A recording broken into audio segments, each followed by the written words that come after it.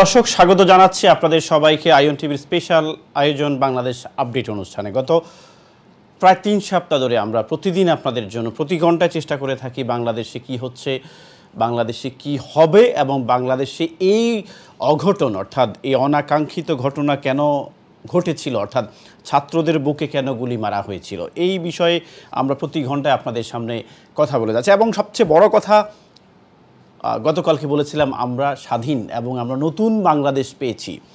এখন আমাদের কাজ হচ্ছে নতুন বাংলাদেশকে নতুন আঙ্গিকে সাজানো, এবং নতুন আঙ্গিকে সাজানোর জন্য যে কয়েকজন কাণ্ডারি বিগত কয়েক বছর ধরে কাজ করে যাচ্ছেন, যারা এই বিলেতেও এসেছেন বেশ কয়েকবার, বাংলাদেশের গণতন্ত্র, বাংলাদেশের মানবাধিকার এবং বাংলাদেশের জনমানুষের কথা বলার জন্য। প্রিয় দর্শক, যে কথাটি বলতে চাই আমরা, যে গত 15 বছর there was no freedom of speech. আমরা বলে থাকি সংবাদপত্রের স্বাধীনতা ছিল না, মানুষের বাক স্বাধীনতা ছিল না, গণতন্ত্র ছিল না, ল অ্যান্ড অর্ডার কী অবস্থা ছিল সেটা আপনারা সাবেক চিফ জাস্টিসের কথার স্টাইলে আমরা বুঝতে পারি।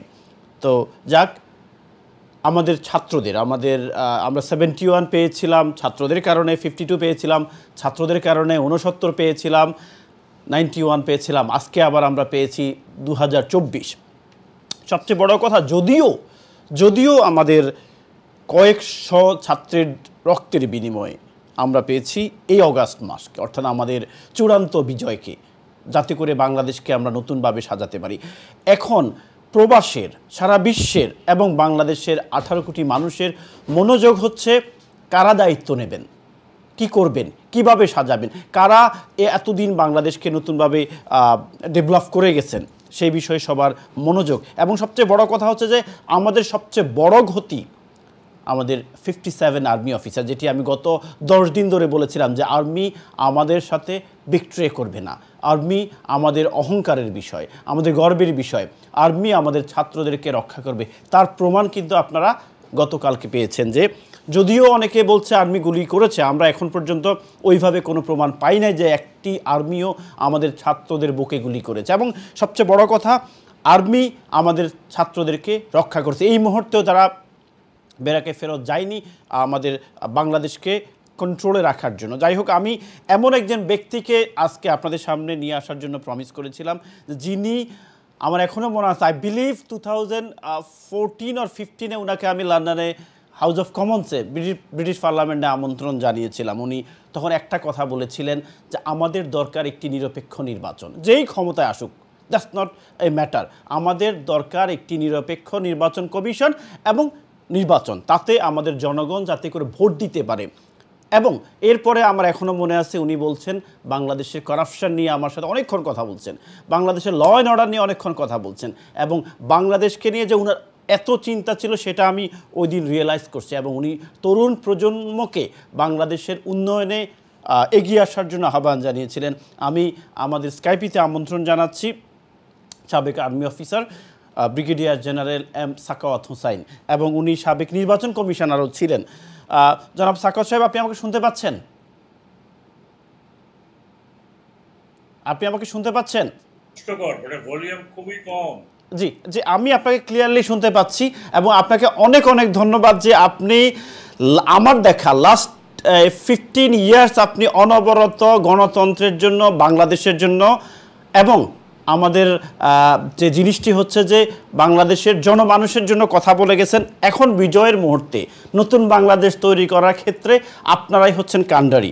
আমার ছোট্ট একটি প্রশ্ন, কেমন বাংলাদেশ আমরা আপনাদের কাছে পেতে পারি? ধন্যবাদ আপনাকে। আমি আপনার পুরো কথাটা যদিও শুনতে পারি নাই, প্রশ্নটা ধরে নিচ্ছি যে আপনি আমাকে এমন একটা প্রশ্ন করছেন যার উত্তর আমি দিতে পারবো। প্রথমেই আমি আপনাকে, আতাউল্লাহ ফারুক, আপনাকে ধন্যবাদ জানাচ্ছি। আপনার সাথে বহুদিন পরে যোগাযোগ করেছেন, আর আপনাদের সময়ের সাথে আমার সময়ের কোনো তালমেল হয় না, সেই কারণে অনেকটা হয় না। কাজেই লন্ডনবাসী যারা এইটা দেখছেন আজকে, আমি আপনাদের সকলকে শুভেচ্ছা জানাচ্ছি, এবং সেই একই সাথে আপনাদেরকে জানাচ্ছি যে আমরা এখন এই মুহূর্তে গত 15-16 দিনের যে তাণ্ডব, সেই তাণ্ডব দেখার পরে আমাদের মন এখনো পর্যন্ত ঠিক হয়নি। আমি কয়েকদিন আগে কথা বলতে গিয়েছিলাম, আমি জানি না আপনারা দেখতে পেরেছেন কিনা, আমি চোখ হয়ে গেছিলাম, কথা বলতে পারিনি। তার কারণ এই যে তরুণ একেবারে ফ্রেশ হুম ছাত্রছাত্রী, তারা কি দাবিটা করেছিল? তারা তো সরকার পরিবর্তন করতে বলে নাই, হুম তারা তারা প্রধানমন্ত্রীকে ইস্তফা দিতেও বলেনি, তারা কোনো মন্ত্রীকে ইস্তফা দিতে বলেনি। তারা যা চেয়েছিল অত্যন্ত যৌক্তিক, এবং তারা মেধার স্বীকৃতিটা চেয়েছিল। হুম এই মেধার স্বীকৃতিটা চাইতে গিয়ে এই অবস্থা হয়েছে, সেখানে একজন প্রধানমন্ত্রী যিনি অত্যন্ত সংবেদনশীল হওয়ার কথা, হুম তিনি যেভাবে কথাগুলো বললেন, সেই কথাগুলো যে কোনো মানুষের পক্ষে হজম করা সম্ভব না।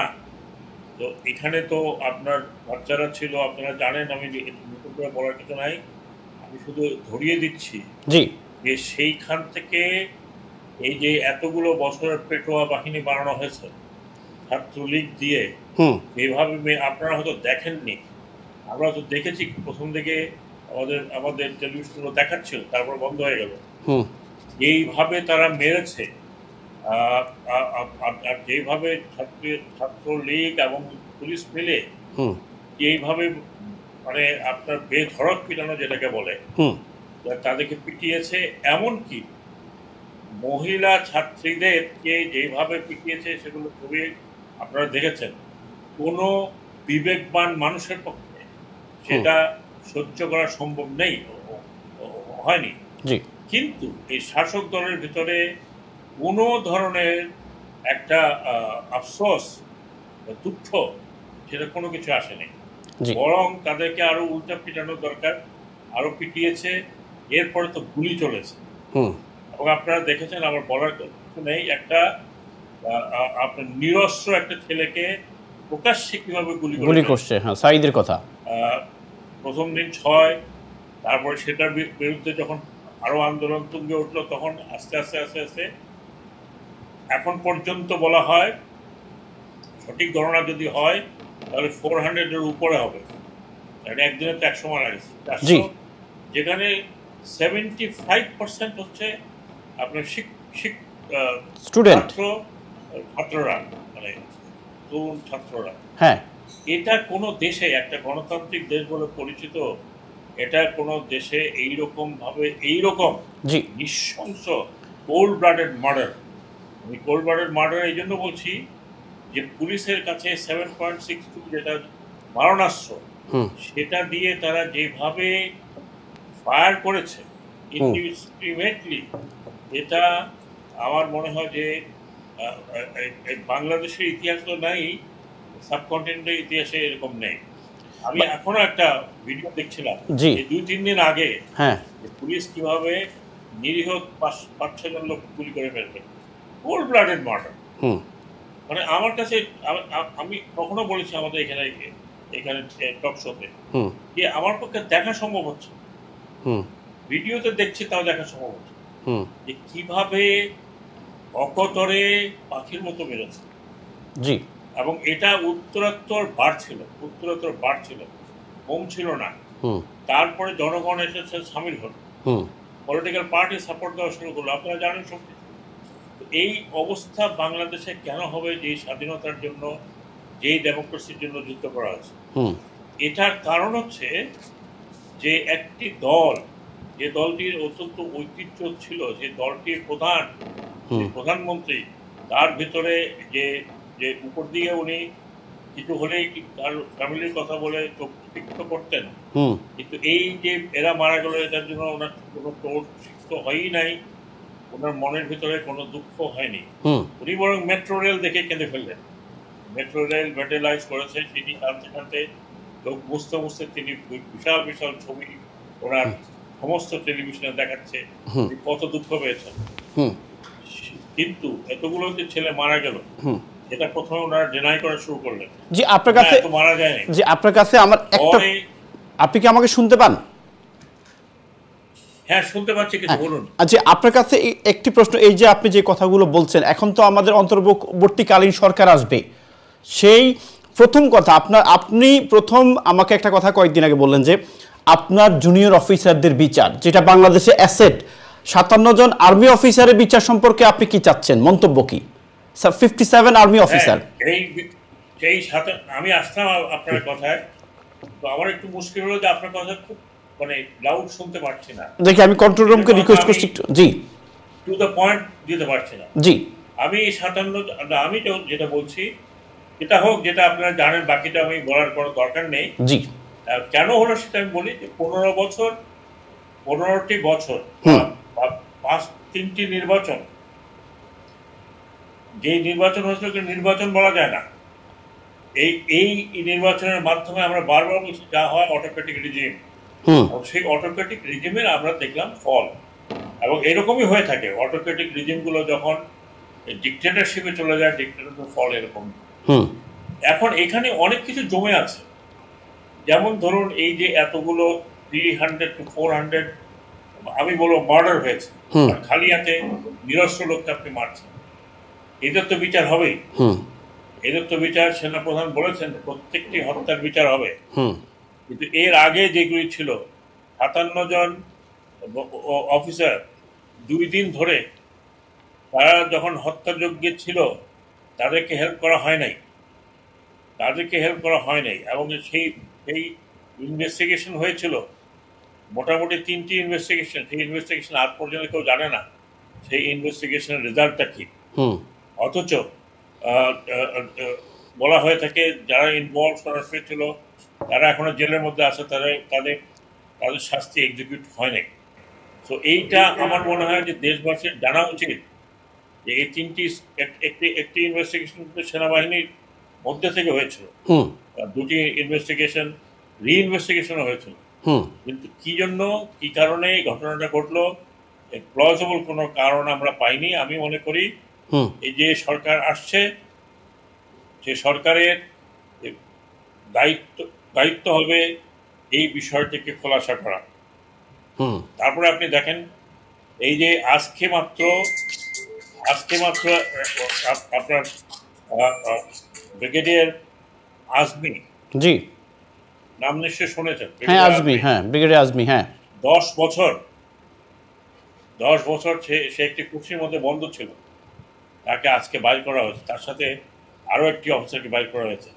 আমি নিজে বুঝতে পারি না যে ব্রাদার অফিসার, আমরা যখন বলি ইউনিফর্ম পরি তখন ওই ব্রাদার অফিসার একজন আরেকজনের জন্য প্রাণ দিতে প্রস্তুত, সে জুনিয়র হোক সিনিয়র হোক, একজন ব্রাদার অফিসার ইন ইউনিফর্ম তাকে কিভাবে এইভাবে গুম করে এইভাবে একটা অন্ধকার কুটির মধ্যে রাখা যায়, রাখতে পারেন। এই পরিবর্তনটা যদি আজকে না হতো তাহলে হয়তো তাকে আরো আগামী কত বছর থাকতো, অথবা সেখান থেকে সে হয়তো ডেড বডি তার বের হতো। এইগুলো ঘোরতর অন্যায়। একটা রিজিম এরকম ঘোরতর অন্যায় করতে পারে? আমার মনে হয় না। আমার কাছে মনে হলো যে এটা অকুপেশন, আমরা অকুপাইড ছিলাম এবং এইভাবে অত্যাচার করা হয়েছে যাতে মাথা তুললেই বাড়ি মারা হয়। তারপরে আপনার এতগুলো টেলিভিশন, এতগুলো মিডিয়াতে কথা বলা ভেরি ডিফিকাল্ট। আমি কথা বলে আমার 3বার চিন্তা করতাম যে কোনটা অফেন্সিভ হয়ে গেল। এই ব্যাপারটা যে আমি যে কথাগুলো বলার চেষ্টা করছিলাম, এই সমস্ত কিছু মিলিয়ে একটা সমস্ত দেশ একটা গুমট হওয়ার মধ্যে ছিল। তার মধ্যে ছিল আপনার চাঁদাবাদী, এক্সেসিভ চাঁদাবাদী, তার মধ্যে করাপশন, মানে আমাদের পুলিশ বাহিনীকে যেভাবে করাপ্ট করা হয়েছে, শুধু পুলিশ বাহিনীকে নয়, প্রত্যেকটি ডিপার্টমেন্টে করাপ্ট করা। আপনার যে আইন আদালত, সেই আইন আদালতকে এমনভাবে কুক্ষিগত করা হয়েছে যে আপনি এগুলো তো আপনারা জানেন, আমি নতুন করে একটু বলার নেই। মোটামুটি সম্পূর্ণ রাষ্ট্র ব্যবস্থাকে অচল করে দেওয়া হয়েছে, ধরনের কুক্ষিগত করে জীবিত করা হয়েছে। এই রাষ্ট্র ব্যবস্থা এখন যারা বলে যে আমাদের তরুণরা যারা জীবন দিয়ে, যারা রক্ত দিয়ে এই অবস্থাতে এনেছে, তাদের আকাঙ্ক্ষা হচ্ছে রাষ্ট্র মেরামত। এবং আমি আজকে কথা বলেছি জায়গায় যে রাষ্ট্র মেরামত করতে হলে সবকিছু মেরামত করতে হবে, রাইট। পলিটিক্যাল পার্টি থেকে শুরু করতে হবে।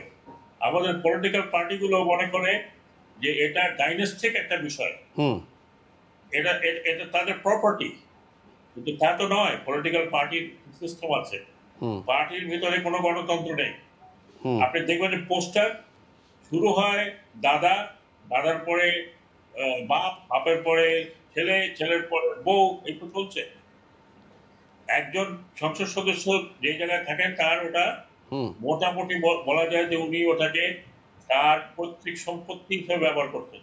উনি না থাকলে ওনার বউ না থাকলে ছেলের বউ, ছেলের বউ না থাকলে মেয়ে না থাকলে নাতি।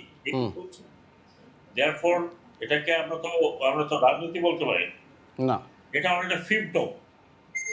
এই যে রিপেয়ারের কথা বলা হচ্ছে যে রাষ্ট্র রিপেয়ার করতে হবে, সেই রিপেয়ারের জায়গাগুলোকে আমরা চিহ্নিত করতে হবে।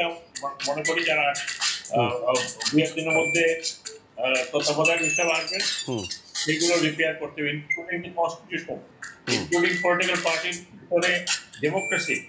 এইগুলো যদি আপনার ঠিক না করা হয় তাহলে ভবিষ্যতে আমরা এই যে যা দেখলাম এখান থেকে বেরোতে পারবো না। এই হয়তো 5 বছর চলবে, তা আবার 5 বছর পরে একই অবস্থা চলে যাবে। আজকে আপনি দেখেন যে মানুষের ভিতরে কত ক্ষোভ, কি রকম ক্ষোভ, যে সেই ক্ষোভের বহিঃপ্রকাশ আমরা দেখছি। বহিঃপ্রকাশে যেটা হচ্ছে সেটা বলো না, মানে এক্সেসিভ ভায়োলেন্স। রাইট, এটা বন্ধ করতে হবে ইমিডিয়েটলি, কারণ এটা ইন্টারন্যাশনাল প্যারেডাতে গেলে যে অর্জনটা করা হয়েছিল আমাদের ইয়াং জেনারেশন, সেটা নষ্ট হয়ে যাচ্ছে। জি, আমি মনে করি যে এই বাংলাদেশকে ওভারঅল করতে হবে। শুধুমাত্র এই 2-3 মাস 4 মাস 6 মাসে সরকার দিয়ে হবে না, এই সরকার দিয়ে শুরু করলে এটাকে কন্টিনিউ যাতে হয় এই ব্যবস্থা করে যেতে হবে। যে একটা প্রশ্ন আপনার কাছে, দেখুন আমরা অবশ্যই আর্মি আমাদেরকে ছাত্রদেরকে গুলি করে সাপোর্ট করছে, কিন্তু পুলিশ যেভাবে গুলি করছে, এবং বাংলাদেশের আমি দুটো সেক্টর নিয়ে আপনার সাথে একটু আলাপ করতে চাচ্ছি। একটা হচ্ছে ল অ্যান্ড অর্ডার, আর একটা হচ্ছে পুলিশ। এটাকে কিভাবে সংস্কার করা যায়? দেখুন, পুলিশের সবচেয়ে বেশি ক্ষতি হয়েছে পুলিশের। জি, আমি স্টেট অ্যাপারেটাসের মধ্যে বলছি, সবচেয়ে বেশি ক্ষতি হয়েছে পুলিশের আজকে যে অবস্থা, টোটালি ডিমোরালাইজড।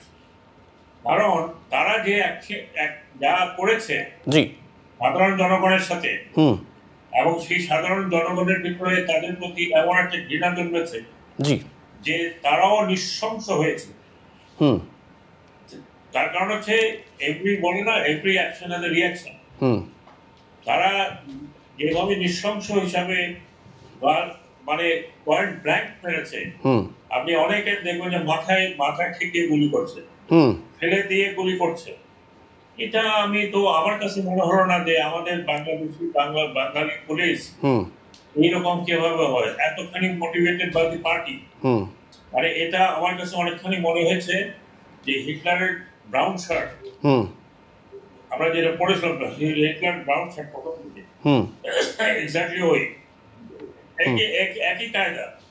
গেস্টাপো বাহিনী কেউ কথা বললে, কোনো মিডিয়াতে একটা কথা বললে বন্ধ করে দাও, এই যে অবস্থা, এই অবস্থাতে এখন পুলিশের যেটা হয়েছে, পুলিশ ডিমোরালাইজ হয়ে গেছে। পুলিশ ছাড়াও আপনি চলতে পারবেন না, এত বড় একটা দেশ। এইখানে আমি মনে করি যে পুলিশের একটা ওভারঅল করা দরকার। এই ওভারঅল করতে একটু হয়তো সময় লাগবে, কিন্তু পুলিশটাকে ওভারঅল করতে হবে। পুলিশটাকে আপনাকে বান্ধব করতে হবে, যে জনবান্ধব ইন অ্যাকচুয়াল ওয়ার্ড। আর প্রবলেমটা কি হয়েছে? প্রবলেমটা হয়েছে যে আপনি আপনার অনুগত লোককে আপনি পুলিশের ভর্তি করেছেন, অনুগত লোককে আপনি অ্যাডমিনিস্ট্রেশন দিয়েছেন, অনুগত লোককে আপনি সব সার্ভিস দিয়েছেন। দেয়ারফর আমরা কি পেয়েছি? আমরা পেয়েছি চাটুকারের দল, ব্যবসা চাটুকার, পলিটিক্সের চাটুকার, ইভেন সার্ভিসেসের চাটুকার। জি, তারা দেওয়ার থট যে তারা পার্ট অফ স্টেট, তারা ভেবেছে দে আর পার্ট অফ দ্য পার্টি, এবং পার্টিও নয়, তারা part of the party leader. হ্যাঁ, তারা মানে এবং আরেকটা কথা আমি আপনাকে, এটা হচ্ছে যে আপনার পুলিশ, তাহলে আমাদের পুলিশকে আপনারা আমাদেরকে রিফর্ম করতে হবে, বাংলাদেশ মানে দেশপ্রেমিক বানাতে হবে এক। আরেকটা হচ্ছে যে আমি যাব ল অ্যান্ড অর্ডারের কাছে, তার আগে একটা প্রশ্ন করি। একটু আগে আমি একটা সেমিনারে ছিলাম, সেখানে ছাত্রলীগের যে হত্যাকাণ্ড, ছাত্রলীগ যেভাবে অ্যাটাক করছে ছাত্রদেরকে, বাংলাদেশে ছাত্রলীগ বা ছাত্র রাজনীতি সম্পর্কে একটা প্রশ্ন তৈরি হয়েছে। এই বিষয়ে আপনার কোনো মন্তব্য আছে কিনা, ছাত্রলীগকে ব্যান করা বা ছাত্র রাজনীতি? এই বিষয়ে ফারুক সাহেব, আমরা যখন 2008-এ এই ছাত্র রাজনীতি বন্ধ করতে চেয়েছিলাম, আমাদের উদ্দেশ্য ছিল ছাত্র রাজনীতি মানে বলতে ওই ছাত্র রাজনীতি তো আপনি বন্ধ করতে পারবেন না, আর দ্যাট ইজ আপনি ইউনিভার্সিটির ভিতরে যেটা রাইট ডাকসু বা অন্য কিছু ক্যাম্পাস। কিন্তু আমরা চেয়েছিলাম যে কোনো পলিটিক্যাল পার্টির কোনো ছাত্র উইং যেন না থাকে আপনার শিক্ষাঙ্গনে। কিন্তু এটা অনেক হইচই করে সংস্কারের সময় যেটি করা হলো, তারপরে তো ওনারা বললেন যে না ঠিক আছে ওটা থাকুক, তাদের মতো চলবে, কিন্তু তা হয়নি। ছাত্র দল বা স্টুডেন্ট উইং যেটা যেই নামেই হোক, ছাত্র লীগ হোক, ছাত্র দল হোক, অন্য কোনো হোক, যে টেন্ডেন্সি এখন হয়েছে যে একটা ছেলে বা মেয়ে আসলে তাকে হল পাইতে হইলে আপনার ওই ছাত্রলীগের ক্যাডারে যেতে হবে, রাইট, ওই ছাত্রলীগের লিডারের কথা মানতে হবে, নাহলে আপনি হল পাচ্ছেন ইভেন ওয়ানবার আপনার টার্ন আসুক বা না আসুক। তারপরে এখানে চাঁদাবাজি হবে, ওখানে আপনি নতুন কালচার শুরু হয়েছিল, ড্রয়িং রুম কালচার আর গণরুম কালচার। জি, torture cell, torture cell, torture cell, torture cell, torture cell. আপনি একটা ইউনিভার্সিটির ভিতরে, একটা শিক্ষাঙ্গনের ভিতরে আপনি পলিটিক্যাল পার্টির উইং লাগাবেন, আর তারপরে আরো কি আপনি পুরো টিচারদের ভিতরে ভাগাভাগি দলাদলি। আপনি দেখেন যে স্ট্যান্ডার্ড অফ আমাদের ইউনিভার্সিটি যে ভাইস চ্যান্সেলর গুলো স্ট্যান্ডার্ড, যেহেতু তারা দলীয় লোক, আপনি তাদের স্ট্যান্ডার্ড দেখেন। আমি শুধু যেই দল পড়ে গেছে সেই দলের কথা বলছি না, এর আগে যে দল ছিল তারাও একই কাজ করেছে। সো মেরিট বেসড সোসাইটি তৈরি করার যে কথাটা, সেই মেরিট বেসড সোসাইটি আমাদের হলো না। আর আমাদের এখন এই গত 15 বছরে এডুকেশন সিস্টেম টোটালি যদি আপনি দেখেন কলাপস, ফুললি কলাপস। যে কি ফুললি মানে কি যে এডুকেশন সিস্টেম তৈরি করছে আমি জানি না। হিস্ট্রি নাই, জিওগ্রাফি নাই, প্রতিদিন বদলাতে থাকে, গল্পের পরে গল্প বদলাতে থাকে। এইগুলো করে আপনি ইউনিভার্সিটি পর্যন্ত যাওয়া পর্যন্ত একটা ছেলের মেধাকে আপনি বিকশিত করতে দিচ্ছেন না। আপনি স্কুল লেভেলে মেধাকে বিকশিত করতে দিতে পারছেন না। তাতে কি হচ্ছে, কিছু স্কুল আছে যেইগুলোতে আপনি ক্লাসিফাই করে বলেন যে বেটার গুড স্কুল, অনেক টাকা পয়সা লাগে, কিন্তু সাধারণ ছেলে মেয়েরা যারা আমাদের দেশে লোয়ার মিডল ক্লাস অথবা লোয়ার ক্লাস, তাদের জন্য university college become very costly and difficult except public school, public college এবং পাবলিক ইউনিভার্সিটি। সেখানেও তো আপনি জানেন যে কিরকম ভর্তি হয়। অ্যাডমিনিস্ট্রেশনে দলীয় ক্যাডার হয়ে গেছে। আপনি দলের লোক ছাড়া কিছুই সম্ভব না, সিভিল অ্যাডমিনিস্ট্রেশন হোক, কোথাও সম্ভব না কিছু। গত 15-20 বছরে এটা যা হয়েছে, মানে এখানে কোনো মেধার কোনো নাই, কোনো অ্যাডমিনিস্ট্রেশনে আপনার এফিসিয়েন্সি নাই।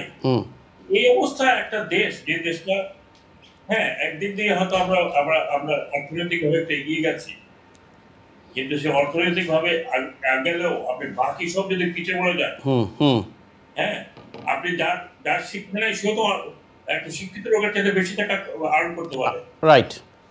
বাট দেন আপনার মেধাটাকে আপনি বিকশিত করতে দিচ্ছেন।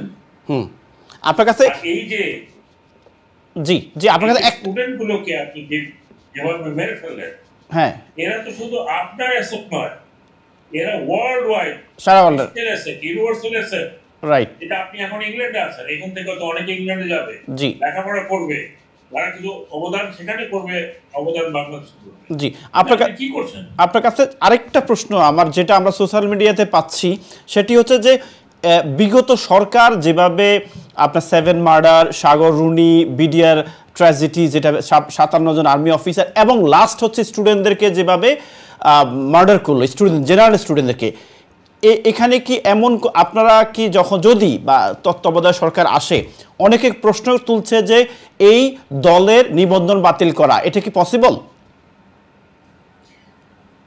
ওনারা তো রাস্তা দেখিয়েছেন, এক্সিকিউটিভ অর্ডারে আপনি দল বন্ধ করতে পারেন। এখন যদি প্রমাণিত হয়, ধরুন আমি শুনেছি, আমি জানি না, আইসিসিতে নিয়ে যাবে। হ্যাঁ হ্যাঁ, এখন আইসিসিতে যদি একটা পলিটিক্যাল পার্টিকে নিয়ে যাওয়া হয় তাহলে তো এটা একটা বড় বিষয়। কিন্তু দুঃখের বিষয় কি জানেন? জি, দুঃখের বিষয় হচ্ছে আওয়ামী লীগ, আমি নামই বললাম, আওয়ামী লীগ একটা বড় দল, বড় ঐতিহ্যবাহী দল, অনেক পুরনো দল। এর কন্ট্রিবিউশন, আপনি স্বাধীনতার পর্যন্ত যে কন্ট্রিবিউশন, সেই কন্ট্রিবিউশনটা কোনোভাবে আপনি খাটো করতে পারবেন না। এটা ছিল মিডল ক্লাস বাংলাদেশিদের একটা পলিটিক্যাল পার্টি। সেই পার্টি এই অবস্থা হবে, আমি বিশ্বাস করি, আমি অত্যন্ত দুঃখিত। আমি যখন আমার এক্সপেরিয়েন্স ইলেকশন কমিশন, আমি এই পার্টি অনেক সিনিয়র মানুষের সাথে পরিচিত হয়েছি তখন, এবং তখন তাদের পার্টির যে ঐতিহ্যগুলো আমি দেখেছিলাম, এমনও হয়েছে যে আওয়ামী লীগ যে জিনিসটা আমরা কোনো প্রপোজাল দিলে যদি আওয়ামী লীগ যত কষ্ট হলেও একসেপ্ট করেছে, বাকিরা জিজ্ঞেস করতো যে আওয়ামী লীগ একসেপ্ট করেছে কেন, ওকে। তো একটা ঐতিহ্যবাহী পার্টিকে ব্যক্তিগতভাবে যেভাবে ব্যবহার করা হয়েছে, আমি তো পার্টির দোষ দিচ্ছি না, আমি তো পার্টি যারা তার এই পর্যায়ে নিয়ে আসছে তাদেরকে নিষিদ্ধ করা উচিত। বাট আপনি যে কথাটি বলছেন, আপনি এদেশের ফরেন মিনিস্টার আজকে একটা স্টেটমেন্ট দিয়েছেন, উনি ইন্ডিপেন্ডেন্ট ইনভেস্টিগেশন চাচ্ছে এই ক্রাইমের ব্যাপারে, এই হত্যাকাণ্ডের ব্যাপারে, foreign minister of Britain. Plus আইসিসিতে অলরেডি সাবমিট হয়ে গেছে যে এই হত্যাকাণ্ডের বিচার। আমার প্রশ্ন আপনার কাছে আবারও, এটা কি যে 14 জন 18 জন বা 15 জন দায়িত্ব পাচ্ছেন কেয়ারটেকার গভর্নমেন্টের, ওনারা কি যদি প্রমাণ হয় এই হত্যাকাণ্ড উদ্দেশ্যমূলকভাবে, তাহলে কি এই দলকে এক্সিকিউটিভ পাওয়ারে বলুন, ল অ্যান্ড অর্ডার দিয়ে বলুন, এই দলকে কি নিবন্ধন বাতিল করতে পারে কিনা? আমার মনে হয় এটা তো ধরুন একটা বাদ বিচারের প্রশ্ন আছে। জি, কারণ এত বড় পার্টি, তো আপনি পুরো পার্টি যদি, আমার মনে হয় যে বাদ বিচার করে যে লোকগুলো এই সময় দায়িত্বে ছিল তাদেরকে বাদ দিয়ে হয়তো এই পার্টি নতুনভাবে জন্মগ্রহণ করতে পারে। আমি ব্যক্তিগতভাবে মনে করি কোনো পলিটিক্যাল পার্টিকে একেবারে ব্যান করে দেওয়া, যেটা কিন্তু গণতন্ত্রের জন্য ভালো নয়। এবং যেমন তারা, আপনি হয়তো রেফারেন্স দিতে পারেন যে জামাত ইসলামী, জামাত ইসলামের কথা। আমি দুঃখিত যে জামাত ইসলামীকে নিয়ে ওনারা অনেক রকমের খেলা খেলেছে, যখন প্রয়োজন হচ্ছে জামাত ইসলামী নিয়ে আসছে। কিন্তু জামাত ইসলামী এর নিষিদ্ধকরণ বা এর পিছনে অন্য কিছু করণ, এটার পিছনে অন্যদের উদ্দেশ্য ছিল। আমার মনে হয় না যে এবং ওনারা যে পথটা দেখিয়েছেন আজকে, সেই পথের প্রশ্নটা আপনি তুলছেন যে এদের কি হবে। বাট আমি ব্যক্তিগতভাবে, যেহেতু আমার একটু অভিজ্ঞতা আছে এই দলগুলোর সাথে, আপনি 10টা কালপ্রিটের জন্য, 20টা কালপ্রিটের জন্য এত বড় লক্ষ লক্ষ সাবস্ক্রাইব করা দল, সেটাকে আপনি করতে পারবেন কিনা বা করা উচিত হবে কিনা, সেগুলো নিশ্চয়ই আগামীতে যে কেয়ারটেকার গভর্নমেন্টটি থাকবে তার সাথে বসে আইন দেখে, ইন্টারন্যাশনাল প্র্যাকটিস দেখে সিদ্ধান্তটা নিতে হবে। এটা আমি এখন আপনাকে কমেন্ট করতে পারি না, বাট আমি জানিও না জি তারা আসবে, তারা কি চিন্তা করবে। জি, আরেকটা প্রশ্ন আপনার কাছে, আমরা জানি যে বাংলাদেশের এত টাকা, এখন শুনতে পাচ্ছেন? হ্যাঁ, বাংলাদেশে এত টাকা বাহিরে, সেটা ইউএসএ, সেটা সিঙ্গাপুর, সেটা সুইজারল্যান্ড এবং কানাডা। আমি পলিটিক্যাল লোক তো আছেই, এর মধ্যে ব্যবসায়ীরাও আছে, লাইক এস আলমের কথাই ধরে নিলাম। এই টাকাগুলা দেশে ফেরত আনার ক্ষেত্রে কি ব্যবস্থা নেওয়া যায়? শিওর, এটা হবে টপ প্রায়োরিটি আমি মনে করি। শুধু যারা নিয়ে গেছে তারা নয়। আপনি চিন্তা করেন, আমাদের একজন সিটিং প্রধানমন্ত্রী একেবারে মিডিয়ার সামনে বলছেন, লক্ষ লক্ষ লোক দেশে বিদেশে, যে আমার বাড়ির পিওন 400 কোটি টাকা যে হেলিকপ্টারে আসে যায়। হ্যাঁ, তাহলে উনি নিজেই বলেছেন what is the depth of corruption. আমি আশ্চর্য হয়ে, যাকে ধরা হয় 500,000 কোটি টাকার নিচে কোনো কথাই নেই, কিছুই না, ওটা নাথিং। তার বাড়ি লন্ডনে। একজনের দেখিয়েছিল, তার বাড়ি আমি কত টাকা আমি জানি না, লন্ডনে বলছে যে 350 মিলিয়ন। আই ডোন্ট নো, সত্যি মিথ্যা বলতে পারবো না। 350 মিলিয়ন পাউন্ডের একটা বাড়ি কি হতে পারে?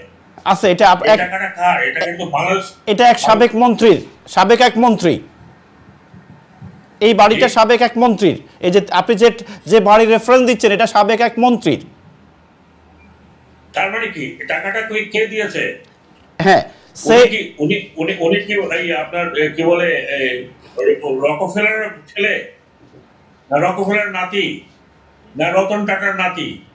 নাথিং, কিছুই না। এই টাকাটা বাংলাদেশের গরিব মানুষের টাকা, ট্যাক্সের টাকা, ব্যাংকের টাকা। তো কাজে এইটা তো টপ প্রায়োরিটি হওয়া উচিত, যে একটা খতিয়ান নেওয়া, কত টাকা বাইরে নিয়ে যাওয়া হয়েছে, এবং তাদের, আমার মনে হয় না তাদের স্পেয়ার করা উচিত। তো অনেক কাজ, অনেক জঞ্জাল বাকি আছে, যে আগামীতে যে তত্ত্বাবধায়ক সরকার হচ্ছে, আমি জানি না তাদের অতখানি স্ট্যামিনা হবে কিনা। আপনি যেই সেক্টরে হাত দেবেন সেটাই কারাপ্টেড, সেই সেক্টরের একই অবস্থা।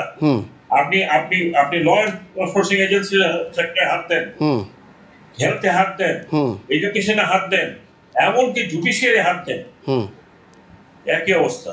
এখন এটা, এই যে রাষ্ট্র মেরামতের কথা বলা হচ্ছে, কনস্টিটিউশন অনেক প্রভিশন আছে, যেগুলো আপনাকে করতে হবে। যেমন আমি মনে করি যে আমাদের দেশে বাইক্যামেরাল হওয়া উচিত, এবং ইলেকট্রাল সিস্টেমটা চেঞ্জ করা উচিত। রাইট। এখন এইগুলো তো যদি যেরকম আমাদের স্টুডেন্টরা বলেছে রাষ্ট্র সংস্কার বা মেরামত, এই রাষ্ট্র মেরামত করতে গেলে আপনাকে এটা প্যান্ডোরাস বক্স করবে, কোনোটাই তো ঠিক নাই না। আপনি বলেন কোনোটাই ঠিক নাই না। আপনি একটা রাস্তা তৈরি করতে যাচ্ছেন, যেখানে পার্সেন্ট দেশে একটা রাস্তা যেই 1 টাকা হলে আমাদের এখানে হলো 10 টাকা। এই তো অবস্থা, মানে চুরির অবস্থা। এই 1000 কোটি টাকা, 100 কোটি টাকা তো কোনো কোটি টাকাই nothing, this is simple, very simple. 500,000 কোটি টাকার নিচে নাই। তারপরে আপনার বিদেশে আমেরিকা বলেন, ব্রিটেন বলেন, আমি জানি না কাসল কিনছে না কিছু, আপনি বলতে পারবেন, বলা যায় না, উইন্ডসর কাসল তো কিনে ফেলছে, আছে বলতে। বাট আমার একটা প্রশ্ন আপনার কাছে, আপনারা যারা বাংলাদেশের মানুষ, প্রবাসীরা 18 কোটি মানুষ, আপনার মতো লোকের দিকে, আপনি আসিফ নজরুল সাহেব, বদিউল আলম মজুমদার সাহেব, আপনাদের দিকে তাকিয়ে আছে। তো আপনারা কি, যদি আপনারা এই 3 মাসের দায়িত্ব পান বা কেয়ারটেকার গভর্নমেন্টের দায়িত্ব পান, তাহলে কি কোনো লিস্ট করে এই টাকা ঘরে ফেরত আনবেন? এটা ডেফিনেটলি আমি জানি না, মানে এখন আসিফ নজরুলের কথা বললেন, আমার কথা বললেন, বদিউল আলম মজুমদারের কথা বললেন, দেবপ্রিয়র কথা বললেন। হ্যাঁ, এখন তারা আছে কি থাকবে না, আই হ্যাভ নো আইডিয়া। যদি একটা কথা বলতে পারি, এই যাক অন্তত আমি চেষ্টা করব তাদের কানে এই কথাগুলো উঠিয়ে দেওয়া। Thank you. যে let us try at least আমরা যারা নিয়ে গেছে তারা যে স্পট ফ্রি না, সেটার তো একটা ব্যবস্থা করতে হবে। জি হ্যাঁ, আরেকটি দেখেন, দুদককে যদি বলা হয় ভাই এটা আপনি ইনভেস্টিগেট করেন, না এটা তো আমরা জানি না, আমাকে কিছু তো বলা নেই, আর বলা নেই, পেপারের মধ্যে সারা দুদিন পৌঁছে যাচ্ছে। একটা মামলা গেল তো কোর্টের থেকে বলা হলো না, এখন না, এখন ইলেকশন হবে, এই জন্য এই মামলা এখন চলবে না, ইলেকশন পরে দেখা যাবে। এই অবস্থা যখন হয়, এটা যারা কেয়ারটেকার গভর্নমেন্টে আসবে তারা তো স্বল্প দিনের জন্য আসবে, তারা পার্মানেন্ট কেউ না। আমরা যদি স্টার্ট করি, বা সেই গভর্নমেন্ট যদি স্টার্ট করে, যদি শেষ না করতে পারে, তাহলে এমন ব্যবস্থা করে যেতে হবে যে পলিটিক্যাল পার্টি যারা আসবে তাদেরকে প্রথম এইগুলো হাতে দিতে হবে। আমি আরেকটা, চলতে পারে না, আপনার এই যে ফারুক সাহেব, জি, এখন কত লোক বিদেশে পালিয়ে যাচ্ছে আপনি জানেন? অনেক এয়ারপোর্টে ধরা হচ্ছে, যাদের ধরা পড়ে যারা পড়ে না, বাকিরা তো আগেই চলে আসছে। যখনই দেখছে যে থাকা যাচ্ছে না, আগে ফ্যামিলি পাঠিয়েছে, তারা কোথায় থাকে, টাকা পয়সা না থাকলে কোথায় থাকে? আমি 7 দিনের জন্য বাইরে গেলে আমার তো চিন্তা করতে হবে যে ভাই খাবো আর রাইট রাইট রাইট, একটা ইচ্ছা করে আপনাদের এখানে আসছে, টিকিটের দাম দেখে আড়াই না, কিন্তু এখানে অহরহ কাজী আমাদের রাষ্ট্রটা যতই আমরা বলি একটা ছবি বানিয়ে দেই, আমরা একেবারে এখান থেকে ওখানে চলে যাচ্ছে, ওখান থেকে কয়েকদিন পরে will be like America, like Singapore, ভিতরে হলো। আরেকটা কোশ্চেন আপনার মাধ্যমে আমি আপনাকে, আমি জানি না কে দায়িত্ব পাবে কি পাবে, বাট আপনার মাধ্যমে আপনাকে এবং সারা যারা বাংলাদেশের আপনাদের মতো লোক, যে 10-12 জন আপনাদের মতো লোক আছেন, আপনাদের কাছে অনুরোধ হচ্ছে যে যারা এখন বাংলাদেশে আছে, লাইক পলককে অ্যারেস্ট করে ফেলছে, হাসান মাহমুদকে অ্যারেস্ট করে ফেলছে, তারপরে এইভাবে সবাইকে অ্যারেস্ট করছে, যারা বাংলাদেশে আছে তাদেরকে বের হতে না দেওয়ার ব্যবস্থা করা এবং তাদের অ্যাসেটকে দখল করা সরকারের মাধ্যমে, এটা কি সম্ভব কিনা বা উচিত কিনা? আমার মনে হয় যে এটা সরকারের বিষয় হবে না, এটা হবে কোর্টের বিষয়। জি, সেই সরকারটা যা করতে পারবে, যেহেতু স্বল্পমেয়াদী সরকার, যেটা করতে পারবে যে কোর্টকে বলতে হবে যে ফাস্ট ট্র্যাক ট্রায়াল করতে, বাইরের কাছে ফাস্ট ট্র্যাক টাকা পয়সা বের করতে কি করতে হবে, যদি এক্সট্রা কোর্ট তৈরি করতে হয় স্পেশাল কোর্ট তৈরি করতে হবে। হ্যাঁ, আবার যদি কোনো আইনের পরিবর্তন করতে হয় তাহলে পরিবর্তন দিয়ে একটা আইন পরিবর্তন দেওয়া যায়, যেহেতু পার্লামেন্ট নেই। মোদ্দার কথা হচ্ছে যদি পাওয়া যায় কেউ যিনি টাকা পাচার করেছেন, তাহলে যেমন ধরুন আমি একটা বলবো, আমাদের বেনজির সাহেব, বেনজির সাহেব একদিনে এক ব্যাংক থেকে দেখছি 30 কোটি টাকা, এখন ওই ব্যাংকে তো ধরতে হবে, আপনি অন্য কোনো চেক আসলে 1 লাখ টাকার চেক আসলে 3 বার করে জিজ্ঞেস করেন, তাহলে এতগুলো টাকা how Bangladesh bank did not detect. আমি তো মনে করি এইসব দেখাতে হবে, শুধুমাত্র আমরা ল এনফোর্সিং এজেন্সি দিব, এখানে সমস্ত সিস্টেম কতখানি পারবে। জি, আপনার কাছে আমার আর 2টা কোশ্চেন থাকবে, এরপরে আমি অন্য একটা বিষয়ে জাস্ট সংক্ষেপে বলবো। আমরা শেয়ার বাজারের কথা, আমি যখন খুব ছোট ছিলাম, আমার মতো হাজারো স্টুডেন্ট যেমন এখন নতুন বাংলাদেশের জন্য শহীদ হয়েছে, শেয়ার বাজারে ঢাকা বিশ্ববিদ্যালয়ের হাজার স্টুডেন্ট একটু করে ইনভেস্ট করেছিল। সালমান এফ রহমান সহ আরও কয়েকজন বোথ পার্টির, তারা গ্রাস করে খেয়ে ফেলছে। সেই সালমান এফ রহমান বাংলাদেশের এখন মানে প্রত্যেকটা জায়গায় তার বলা যায়। সেই বিষয়ে, শেয়ার বাজারের বিষয়ে আপনাদের কোনো প্ল্যান আছে কিনা, ওই টাকাগুলো উদ্ধার করা বা কিছু করার ব্যবস্থা আছে কিনা? কিছু তো ইনভেস্টিগেশন হবে। এখন সালমান এফ রহমান সাহেব এখন তো দেশে নাকি উনি নেই, লোকজনে গিয়ে ওনার বাড়িতে এখন তাদের সাপোর্টেড, বাট লোকের জেটটা কোথায় দেখেন আপনি, you can't hide from the people. তারা তো অন্য কারোর বাড়িতে আগুন লাগাতে চায়। তো আমি আবার বলছি যে ল নিজের হাতে নেওয়াটা ঠিক নয়, তো মানুষের যে ভেনমটা সেটা আটকে রাখতে পারে না। বাট অফকোর্স, আরে আপনি আমার টাকা শেষ,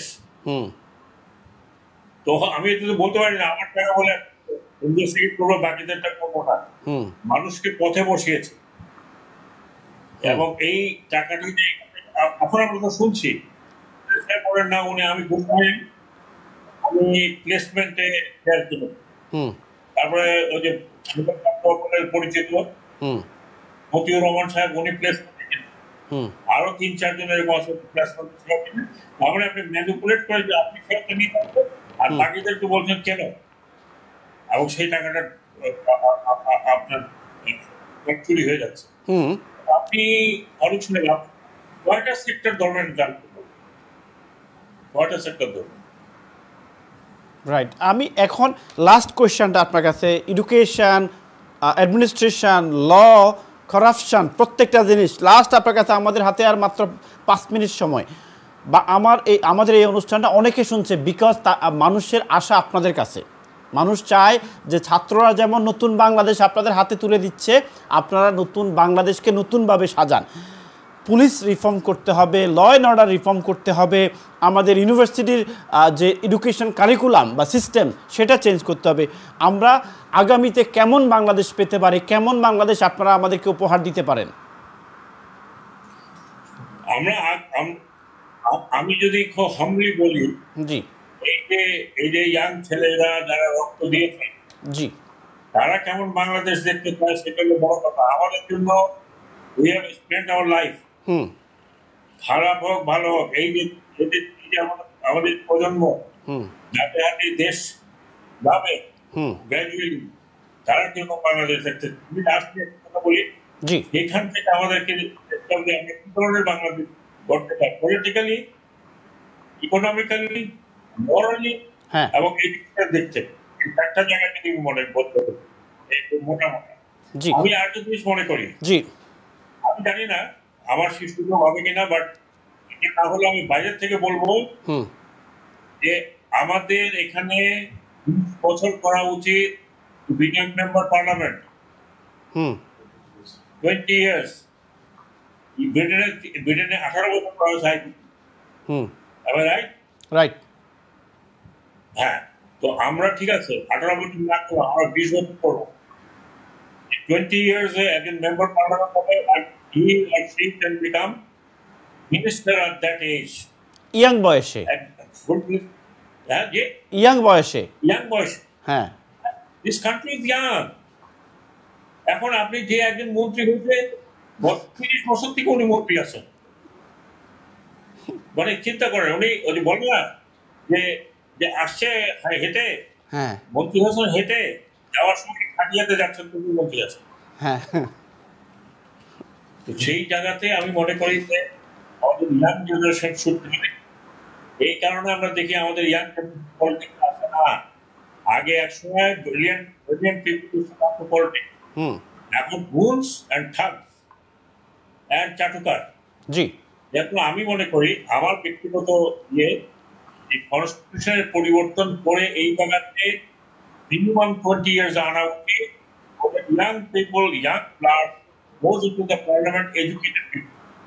জি আমাদের পার্লামেন্টে গান গাওয়া হয়, হ্যাঁ আমাদের পার্লামেন্টে কি ধরনের গান গায়, যেমন পার্লামেন্টে আসে যে একটু বাংলা লিখে দিল সেটা করতে পারে না, হ্যাঁ এই ধরনের আমরা নিয়ে আসছি। আর সব চাটুকার, যে প্রথমে উঠে সে প্রথমে একটা কোন গানে থালি বানায়।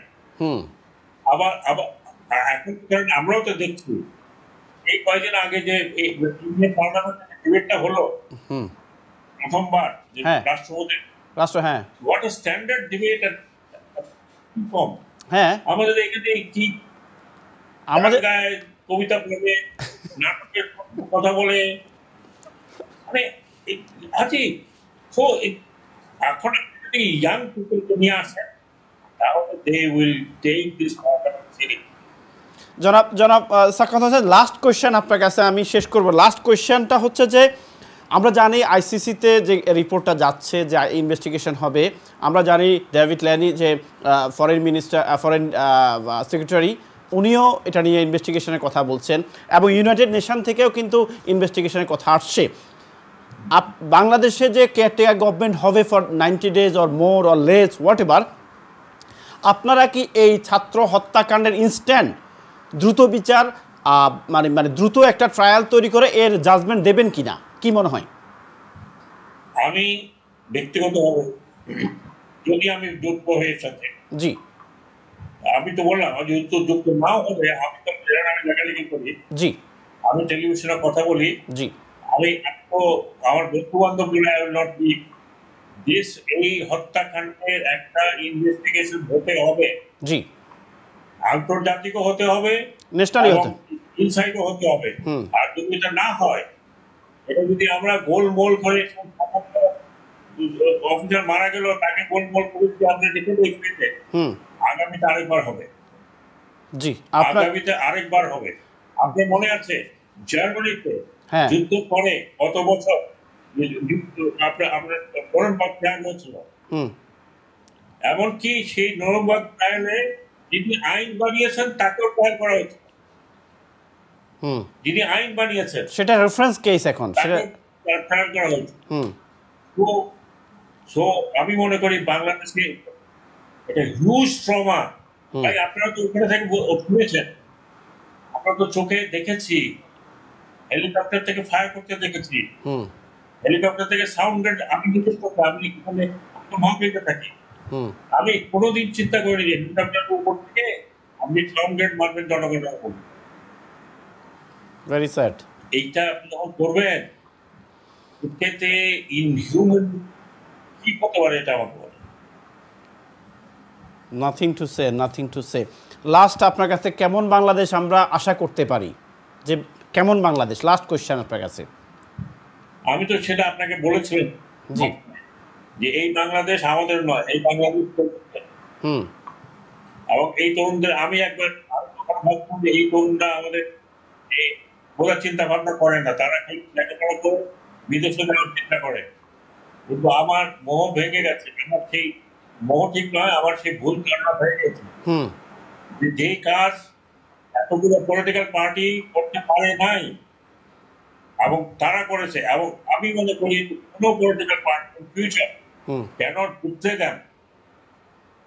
তারা যদি বিট্রে করে তাহলে সেই পলিটিক্যাল পার্টি এক্সিস্ট করা উচিত নয়। জি জি আমি এইটুকুই বলতে পারি। আমি ইন অ্যান্টিসিপেশন মনে করি যারাই আসবে মিনিংফুল লোকজন আসবে, যারা এই প্রক্রিয়া তো ঠিক নয়, তারা এই 15টি বছর হুম কিছু বলেছে, কিছু লিখেছে, হুম আবার অনেক ভয় ভয় লিখেছে, এবং অনেক অনেক দিক থেকে অনেক বাধাগ্রস্ত হয়েছে। হুম আশা করি তারা যে এক্সপেরিয়েন্স চেষ্টা করবেন যে বাংলাদেশকে যে তরুণদের হাতে উঠিয়ে দেওয়ার কথা, হুম এটা যাতে অন্তত আমরা উঠিয়ে দিতে পারি। জি, আপনাকে ধন্যবাদ, আপনাকে ধন্যবাদ। আমরা আমরা আপনাদের কারণে আমি আমি এখনও বলি, তখন আপনি যখন পার্লামেন্টে আসছিলেন, যে আমরা আপনাদেরকে কেন ডাকি, আমরা আপনাদেরকে দেখি আশা করি, আশা স্বপ্ন দেখি যে বাংলাদেশে এখনও এমন কিছু ব্যক্তি আছে যাদের কারণে গণতন্ত্র বলেন, হিউম্যান রাইটস বলেন, ল অ্যান্ড অর্ডার বলেন, সব কিছু আমরা এখনও আশা করি যে রিফর্ম হবে। আমরা যে উদ্দেশ্য নিয়ে 71-এ যুদ্ধ করেছিলাম সেটি আসলে আমাদের ছিল না, আমরা আবার ফেরত পাবো। এটা আপনাকে অনেক অনেক ধন্যবাদ যে অনেক ব্যস্ততার মধ্যে আমাদেরকে সময় দিয়েছেন। আশা করছি নতুন বাংলাদেশ নতুনভাবে নতুন আঙ্গিকে আপনারা সাজাবেন, এটাই আমাদের প্রবাসীদের এবং বাংলাদেশের 18 কোটি মানুষের প্রত্যাশা। আপনাকে অনেক অনেক ধন্যবাদ। প্রিয় দর্শক, আমরা কথা বলছিলাম, থ্যাংক ইউ ভেরি মাচ।